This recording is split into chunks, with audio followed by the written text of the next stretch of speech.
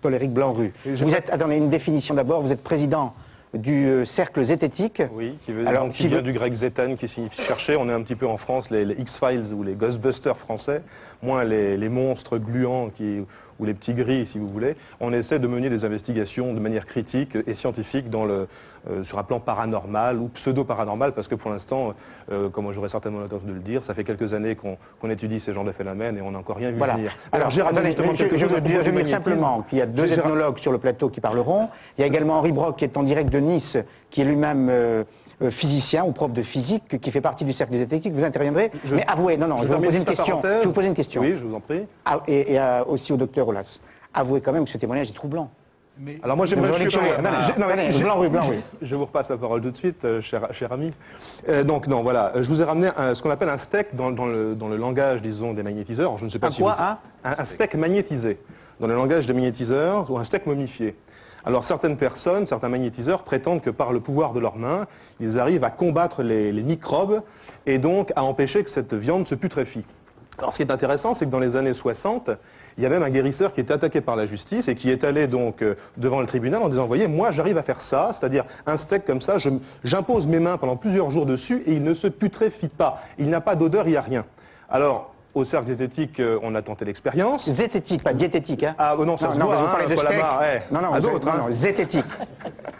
Voilà, donc, si vous... Ni esthétique, mais enfin peut-être. Alors, écoutez, regardez-moi ça, c'est pas beau. Est-ce que vous le faites, ça, monsieur? Oui, mais après tout passe... Non, est-ce que vous le faites, ça, vous, par exemple? Oui, je l'ai fait, mais ça ne prouve pas. Ah, on est bien d'accord. Alors, en fait, n'importe qui peut le faire. On prend un steak, il faut le mettre dans un endroit qui n'est pas humide, mettons sur une armoire à 1,50 m ou 2 mètres de hauteur, et il se dessèche tout seul au bout de 2 ou 3 jours, tout seul. Donc quand dans les conférences des magnétiseurs, on vous dit regardez ce que je sais faire, c'est fantastique, tout le monde se dit effectivement c'est incroyable parce qu'on a l'impression que c'est comme un cadavre, que cela se décomposer, qu'il y aura des vers au bout de 3 jours. Pas du tout, il faut le mettre dans un endroit qui n'est pas très humide. Évidemment, si vous avez des animaux domestiques, il faut les planquer. Il ne faut pas faire ça avec du poisson, hein, sinon bonjour l'odeur, mais sinon voilà ce que ça donne. Alors évidemment là ça fait 1 an, hein, donc là c'est de la vraie momie. Là, si vous voulez. Donc si vous voulez, on peut se méprendre sur ses propres pouvoirs. Voilà ce que je voulais démontrer. D'accord. Alors le médecin, est-ce qu'il est troublé par le témoignage de Véronique Chollet? Madame, manifestement, il n'y a pas eu de diagnostic pathologique précis de votre affection. Si, une maladie de système. Oh oui, mais ça, une maladie de système, on a eu comme diagnostic précis une sclérodermie. Ah, mais donc il y a eu des résultats positifs, contrairement à ce que vous dites. Ah, sclérodermie, ça veut dire quoi? Une sclérodermie? Sclérodermie, c'est une maladie musculaire. D'accord. Non, c'est une maladie... Bon, enfin, mais en tous les cas, il y a des stigmates biologiques. Vous avez une augmentation de la vitesse de sédimentation, des anticorps antipolynucléaires, etc. Bon, donc, vous n'avez aucun symptôme clinique ou biologique qui puisse assurer le diagnostic de sclérodermie. Mais peu importe, le problème n'est pas là. Je ne mets pas en doute votre témoignage. Vous étiez très mal et vous êtes guéri. J'imagine, et ce n'est vraiment pas une attaque personnelle, ne prenez pas en mauvaise part, vous eussiez été à Lourdes, vous auriez obtenu peut-être les mêmes résultats. Bon, peu importe. Vous y êtes allé? Vous y avez été? Je suis allé voir un magnétiseur dit radiesthésiste à Sainte-Maxime. Je ne vous donne pas ses coordonnées plus que cela. Je ne suis pas allée à Lourdes. Non, mais vous aurez l'occasion de intervenir. Non, mais on sait sur le monde de l'étrange. Au cercle zététique, on a fait une enquête sur les guérisseurs et on a envoyé des lettres à certains guérisseurs en leur disant voilà, ma femme est atteinte d'un cancer au sein droit, nous avons fait une biopsie. Le chirurgien à qui nous nous sommes adressés nous garantit un succès à 100% si on fait l'opération tout de suite. Qu'en pensez-vous? Est-ce qu'on doit s'adresser à vous parce que vous pouvez guérir le cancer ou est-ce qu'on doit aller voir le chirurgien? Eh bien pour l'instant, on a donc envoyé 300 lettres. Pour l'instant, on a reçu sur 52 envois 17 réponses favorables à un traitement évitant l'opération. C'est-à-dire sur photo, à distance ou par contact des mains. Alors M. Montagnier a répondu à ce courrier, on ne savait pas qu'il serait là ce soir. Et je lui donne acte, effectivement, ce qu'il a dit au début de l'émission est vrai, il ne traite pas, je crois, les cancers, les sida et les maladies. On continue. Non. Je crois qu'il est important, si vous voulez, de dire que c'est dangereux. L'un et l'autre, s'il vous plaît. C'est précisément dans ces troubles-là que l'effet suggestion est maximum. Et voilà. Moi, je savais que c'est très intéressant. Non, ne vampirisez pas les autres invités. C'est bien de dire que certains guérisseurs guérissent, il y a aussi d'autres guérisseurs qui détruisent. Il est intéressant de le signaler, si vous voulez. Il y a une dame, là, qui dit que la maison est hantée, qu'elle est... Vous en êtes persuadé vous-même? Non, moi, j'y crois pas plus qu'au Père Noël, cher monsieur. Ah bon? Ah non, non, non, j'y crois pas à la maison hantée. Donc pour vous, l'origine de ces bruits reste mystérieuse, mais vous ne pensez pas qu'il y a un mal quelque part qui... Je ne pense pas qu'il y ait un mal non plus quelque part. C'est un mystère, mais il faut absolument le découvrir. Il existe assez de scientifiques en France pour découvrir cette chose-là. Eh bien, vous allez être rassurée ce soir, madame. Bon. Regardez le reportage, le deuxième reportage dans votre maison, Oui. de Thierry et d'Éric Delagneau, qui ne sont pas allés seuls, cette fois-ci, qui sont allés avec quelques experts, dont Blanc-Rue.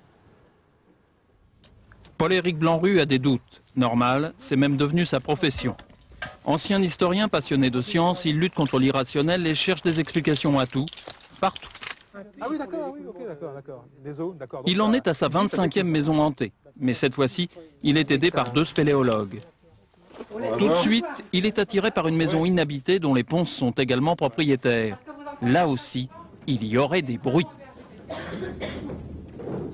En 91, nous avons mis un couple pour les héberger qui ne sont pas restés. Pourquoi ils ne sont pas restés? À cause du bruit. Je remarque quand même que ça fait énormément de bruit, quoi. C'est vrai que... Ne rien laisser de côté, tout visiter et tenter de comprendre, d'autant que M. Ponce, lui, n'a aucun doute. Ça descendait les escaliers, ça brassait les casseroles, ça craquait dans la toiture. De toute façon, les cloisons en contreplaqué de la maisonnette n'expliqueraient pas les bruits entendus dans la maison moderne. Il faut trouver autre chose. Le commando anti-fantôme s'intéresse alors au puits. Non, il n'y a pas de source.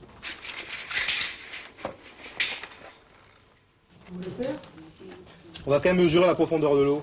Non, c'est un bruit mat, il n'y a pas de problème. Ah, oui, Découverte d'un deuxième puits derrière un tonneau.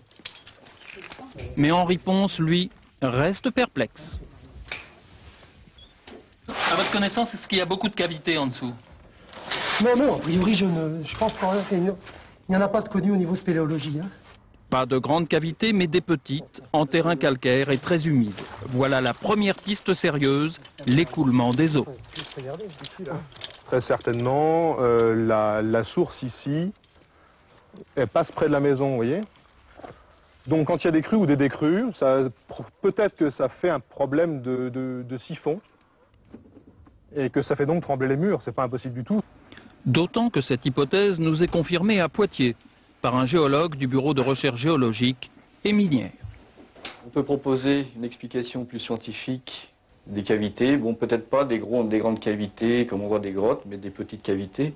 Et donc l'eau s'accumule dedans et peut comprimer et décomprimer de l'air qui se trouve emprisonné dans les cavités. D'où un effet siphon qui pourrait provoquer les fameux bruits. Encore faudrait-il les entendre. L'homme du doute a une certitude, il ne dormira pas cette nuit-là, comme nous. 2h15 du matin, toujours rien. Tu nous dis? Mais rien, il n'y a même pas le moindre petit frottement, rien, pas de coup. Et c'est ça peut-être le plus diabolique, 36 heures dans une maison bruyante sans rien entendre. Et pourtant, le drame des Ponces pourrait bien se résumer à une banale histoire d'eau qui résonnerait très fort dans les murs comme dans les esprits. Alors, Madame Ponce, vous êtes rassurée? Je ne crois pas du tout à ça non plus. Mais comment? Vous avez des scientifiques, des spéléologues qui sont allés, il y a un géologue qui a parlé. Tout à fait, cher monsieur Amar, mais je puis vous ascertiner, depuis 1984, depuis le mois de juillet 1984, j'ai passé des mois, des semaines et des mois sur le balcon à voir ce qui se passait la nuit. J'ai des lueurs qui m'arrivent. Et 30 secondes après, j'ai des bruits tout autour de la maison. Ça fait comme s'il y avait quelque chose de planté sur la maison, comme si c'était un émetteur-récepteur. Et ces rayons qui m'arrivent tout autour de la maison, tous les voisins aux alentours, je puis vous assurer qu'il y a des lueurs, ça je peux vous l'ascertiner, hein, chers messieurs, et que ça fait du bruit dans la maison. Ben venez tous, je vous invite tous à venir contrôler. Hein. Alors Paul-Éric Blanc-Rue, rassurez une nouvelle fois Madame Ponce. Alors, est-ce que l'eau fait du bruit quand elle circule? C'est ça, ne pas faire des coups de fusil. Bon, alors écoutez, deux choses. D'abord, on est donc allé chez vous, on a passé une nuit, effectivement, puis une journée. Des tout petits bruits. Donc nous, on n'a rien entendu, sauf, effectivement, il faut reconnaître, des tout petits craquements. Ça s'est passé après qu'on m'ait pris, là, tout le monde était allé se coucher. Effectivement, on a entendu des petits craquements qui ressemblait à du bois qui travaille. Donc on peut dire que les bruits qu'on a entendus sont des bruits normaux dans une maison de campagne, disons. Mais je trouvais même qu'il n'y avait pas beaucoup de bruit, si vous voulez, compte tenu du terrain qui est très meuble, compte tenu effectivement du problème de calcaire qu'il y a, parce qu'il y a des conduits karstiques sous le sol, si vous voulez, le calcaire est très poreux, donc il y a des grottes, il y a des cavités qui se forment, et avec des nappes souterraines, des nappes phréatiques. Effectivement, on a découvert qu'il y avait 3 puits autour de la maison dans un rayon de 35 mètres, ça fait beaucoup quand même. Bon. Alors ces petits bruits ne sont à mon avis pas dus à ces nappes phréatiques, c'est certainement dû simplement au bois qui travaille, à mon avis. Maintenant, les grands bruits que vous entendez, les espèces de coups de feu, là, ça pourrait très bien être effectivement l'effet siphon, c'est-à-dire que l'eau se déplace sous la maison et tout d'un coup ça craque, et comme en plus vous avez une charpente qui est en bois, vous avez une charpente en sapin rouge du Canada, si je me souviens bien, et vous avez également des ourdis avec des poutrelles de bois et non pas d'acier, donc tout cela à mon avis doit faire travailler la maison qui est en aggloméré. Et donc ça fait caisse de résonance, si vous voulez, en plus. À mon avis, ces craquements s'expliquent de la manière la plus simple. Alors, en ce qui concerne les fameuses lumières, Madame Ponce nous a réveillés effectivement vers 4 h du matin en disant « je vois des lumières, etc. » C'est pas comme ça que je vous ai dit, excusez-moi monsieur, c'était sur les maisons, les choses qui se déplacent. Il y avait donc des lumières qui se déplaçaient dehors. Oui, mais ça je l'ai vu aussi depuis très longtemps. Alors, ce qui moi me dérange, si vous voulez, c'est qu'effectivement on y est allé avec le caméraman et que vous continuiez à voir ces lumières se déplacer et nous on ne voyait rien. Et le caméraman avec son zoom ne les voyait pas se déplacer. Moi c'est ça qui me pose problème. Donc à mon avis, il y a un problème peut-être de perception également et peut-être un problème, je sais pas, oculaire ou enfin ça il faudrait voir avec les médecins. Pardon, excusez-moi monsieur Blanc-Rue, vous êtes historien. Ah oui. Ça, et non scientifique. Il existe des grands scientifiques en France. Je remercie surtout tous les scientifiques de Toulouse. C'est grâce à eux si je suis sur le plateau, parce que c'était eux qui avaient mon dossier. C'est à eux que j'avais confié mon histoire. Et je les remercie infiniment, et le CHU de Poitiers. Alors maintenant, je demande à ce que des grands scientifiques viennent ici contrôler ce qui se passe chez nous. Ça ne peut plus durer. Ça fait un quart de siècle que cette histoire dure. Il faut absolument la fin de cette histoire, s'il vous plaît. Moi, je pense que c'est une réponse. C'est que des experts. Non, mais je suis tout à fait d'accord avec Madame Ponce. Je veux absolument pas qu'il y ait polémique. J'aimerais pas qu'il y ait de polémique entre nous, Madame Ponce. Je suis d'accord, il faudrait qu'il y ait des experts qui y aillent, des chauffagistes, des électriciens, des spécialistes des canalisations. Je crois effectivement que là, il pourrait découvrir. Allez, on va s'adresser à un scientifique, un physicien, Henri Brock. Vous venez au secours de Blanc-Rue pour rassurer définitivement Madame Ponce. Je crois que Paul-Éric Blanc-Rue a fait l'enquête qu'il fallait mener. Il a regardé un petit peu dans quel contexte ça pouvait se situer. Je pense que bon, là, donc je ne suis pas allé sur place, c'est difficile de me prononcer, mais je crois que ce qu'il a dit, ça répond assez bien au dossier. Le type de bruit qui sont décrits dans le reportage, effectivement, ça peut correspondre à la compression de l'air quand l'eau remplit les cavités, l'air qui est comprimé, donc vous avez des coups de boutoir, ça fait un peu le bélier hydraulique, vous avez des coups d'eau aussi qui se déclenchent d'un coup. Un peu, vous savez, dans des canalisations, par exemple, quand vous fermez un robinet un peu brusquement, vous pouvez avoir un coup de bélier beaucoup plus loin. Donc vous fermez le robinet pas vraiment brusquement, de l'autre côté vous avez un choc vraiment très très fort, il y a une amplification, le bélier hydraulique. Vous pouvez avoir le même effet avec l'eau qui pousse sur des nappes d'air. Donc ça m'a l'air de répondre assez bien à la question. Reste le problème de la perception des lumières. Bon ben là je crois qu'on met une caméra, la caméra filme, on met une autre caméra avec du film infrarouge, où on voit quelque chose, où on voit rien. Il n'y a pas tellement à discuter, la caméra n'a rien vu. Voilà. S'il vous plaît. Et quand ça fait vibrer le lit, les fauteuils, et que ça me brûle, la nuit, que ça m'enveloppe, et je ne suis pas la seule dans la maison. Ça, je peux l'ascertainer. Mon psychiatre en est sûr aussi. Je ne peux pas raconter d'histoire. Alors venez vous-même sur place une semaine, vous verrez ce qui se passe. Bon, je vous encouragerai à poursuivre cette conversation avec les scientifiques qui sont sur le plateau après l'émission. Quant au côté scientifique, il faut y revenir. Toute recherche doit être menée jusqu'au bout. Il faut quand même savoir aussi faire de l'histoire, comme fait monsieur, et revenir à Camille Flammarion, à Pierre, Marie Curie et Thomas Edison, qui ont assisté à des séances spirites et qui ont authentifié les phénomènes. Alors justement, les sœurs Fox ont créé le spiritisme. Dans mon labo et on fera des expériences. Les sœurs Fox ont créé le spiritisme, comme chacun le sait. Alan Kardec n'est venu que dans un deuxième temps. Alan Kardec n'est venu que dans un deuxième temps. Et j'ai ici effectivement, donc, ça date de 1888, c'est dans le World.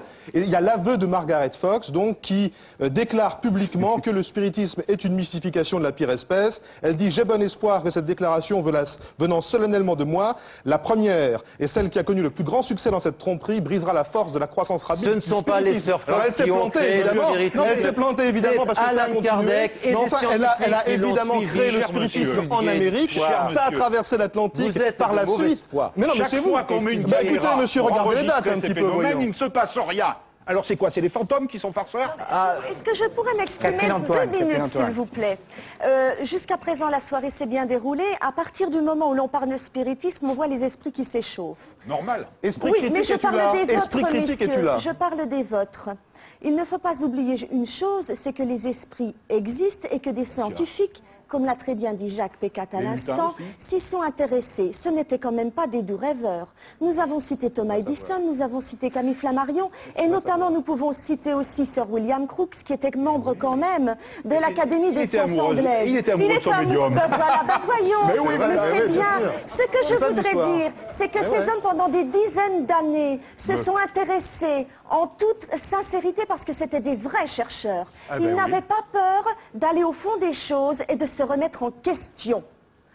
Cela ne veut pas pour autant dire, vous parlez tout à l'heure de William Crookes en disant qu'il était amoureux de son médium, mais des tas de choses ont été dites là-dessus. Ce n'est pas parce que des charlatans existent qu'un phénomène en lui-même n'existe pas. Je me demande là où se trouve le mal. Est-ce que vraiment le fait de chercher à améliorer la vie ou une situation quelconque d'un être humain, d'une manière ou d'une autre, est-ce que vraiment c'est ça être le malin, ou c'est plutôt toute controverse qui de toute façon aboutira à quelque chose de négatif? Henri Brock, non, comme Henri Brock est à Nice. Vous avez le droit, mais est-ce que vous avez le droit d'être agressif à ce point et de refuser tout en bloc? Mais nous, ce qu'on propose justement, ce sont des expériences. On a même un prix défi là-dessus, assorti d'une somme de 1 million de francs. Comme Henri Brock est à Nice. Mais personne, il y a beaucoup de gens qui sont d'accord pour faire des expériences. Vous m'avez proposé un jour de faire une expérience. Non, vous m'avez jamais rien proposé. Moi, je refuse pas, j'ai rien contre.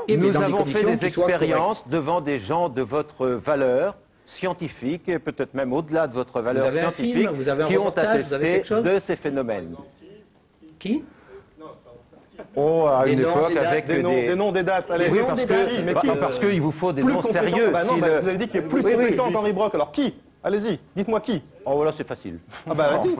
Ah bah c'est fastoche, on y va. Une liste assez longue. C'est toujours pareil, hein, monsieur Hamar. Allez-y. Bon, voilà. Non, je crois que la démonstration est bête, quoi. Je veux dire. La méthode scientifique d'aujourd'hui avec vous a beaucoup perdu depuis Paul Bernard. Alors, on va vous laisser continuer cette vie.